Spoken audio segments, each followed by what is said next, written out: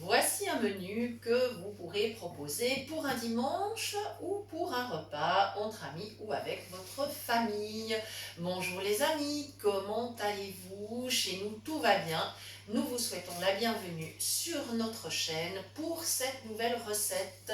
Aujourd'hui, une piccata et des fenouilles façon estivale. Alors on va tout vous expliquer. Là, j'ai préparé du fenouil. J'ai évidemment lavé, enlevé tout ce qu'il faut enlever. J'ai coupé très finement parce que je suis en train là de le faire revenir dans de l'huile d'olive. Voilà, je vais d'ailleurs baisser un petit peu le feu, je ne veux pas le faire brûler. Voilà, et je vais le laisser revenir tranquillement, qu'il se colore un tout petit peu et ça sera bien meilleur. Voilà. Alors, le fenouil est un légume qui a déjà beaucoup de goût lui-même. Il a ce petit goût anisé comme ça, qui rappelle un peu le goût du pastis. Voilà, sauf qu'il n'y a pas d'alcool dedans évidemment. Et il ne peut pas se marier avec beaucoup de saveurs différentes. Il y a vraiment des arômes, des épices qu'on ne peut pas du tout mettre avec.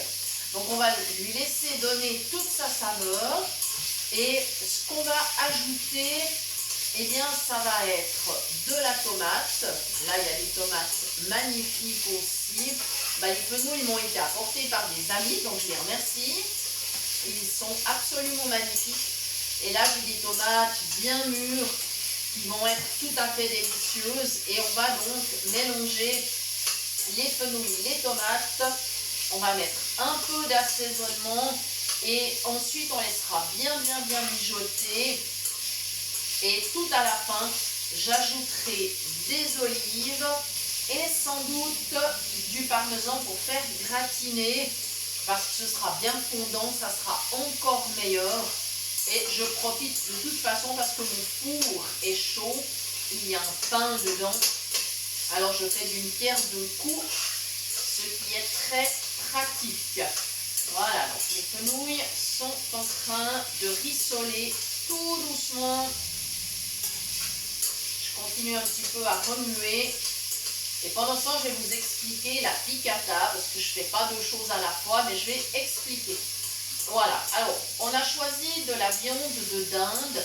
Habituellement, la piccata se fait avec du veau, c'est ce qu'on vous sert en général dans les restaurants quand on vous propose ce type de menu. Mais vous pourriez aussi faire avec, par exemple, du tofu. Ou pour ceux qui supportent le gluten, vous pourriez prendre du seitan par exemple. Voilà. Alors évidemment, si vous ne supportez pas le gluten, le seitan est à éviter parce qu'il contient bien sûr du blé. Voilà. Alors, il s'agit, en fait, la piccata, c'est rien de difficile. C'est quelque chose de facile. On a donc des tranches qu'il faut avoir suffisamment fines. Moi, je les ai faites préparer par mon boucher à la boucherie du Mouret. Et quand ces tranches sont suffisamment fines, eh bien, tout simplement, on va préparer une pâte à crêpes un petit peu plus épaisse qu'une pâte à crêpes traditionnelle. On serait plus près d'une pâte à beignets, c'est-à-dire qu'on va mettre, selon la quantité, là par exemple, j'ai 6 tranches, qui sont quand même des belles tranches. Donc je vais mettre 2 œufs, un peu de sel, de poivre et je vais ajouter suffisamment de farine. Je prendrai bien sûr une farine sans gluten pour avoir une pâte à crêpes un peu épaisse pour qu'elle tienne bien autour de la tranche de viande.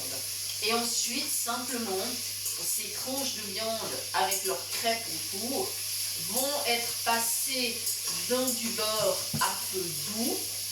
Il est important de cuire sur feu doux et de prendre le temps nécessaire. Si on met un peu trop fort, la crêpe brûle et ça n'est pas bon du tout.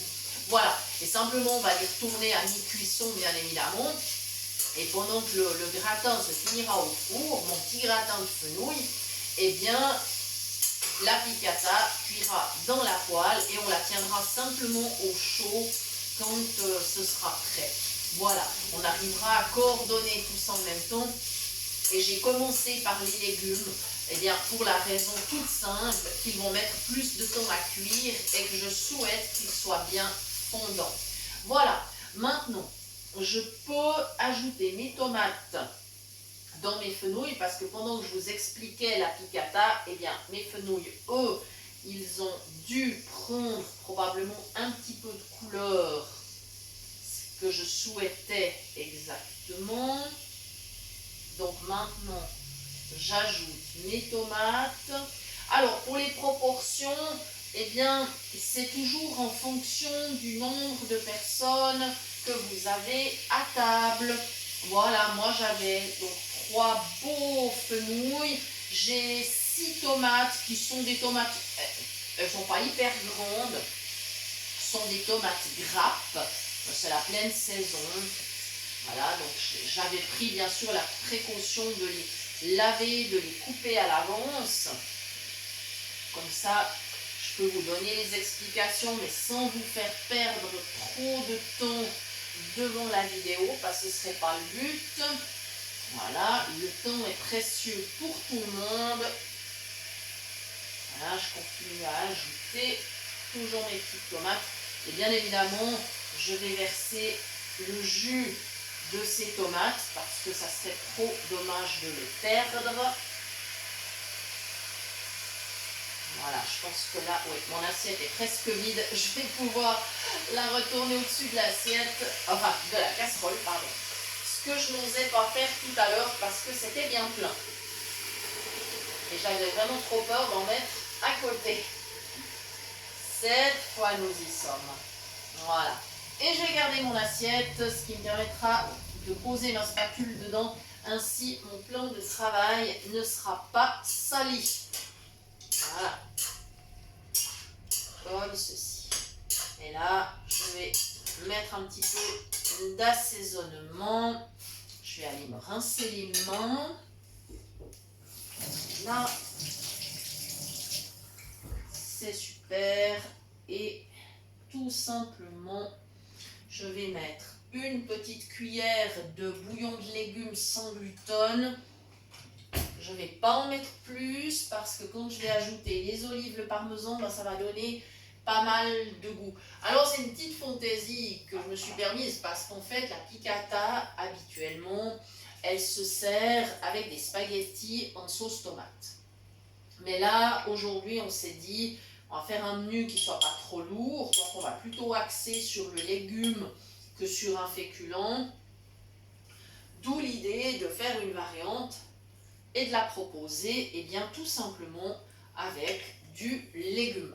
Bien évidemment, rien ne vous empêche de préparer ou des pâtes ou du riz ou autre chose, enfin tout ce qui vous ferait plaisir, n'hésitez pas. Alors, pour le bouillon, c'est bon. Maintenant, un petit peu de poivre, les baies qui vont donner une bonne saveur, on ne va pas exagérer quand même. Voilà. On va vraiment laisser le fenouil donner toute sa saveur. Et c'est là qu'on aura vraiment un super résultat. Voilà. Je vais pouvoir brasser de nouveau et je vais couvrir et ça va mijoter. Et ensuite, je pourrai aller attaquer ma piccata.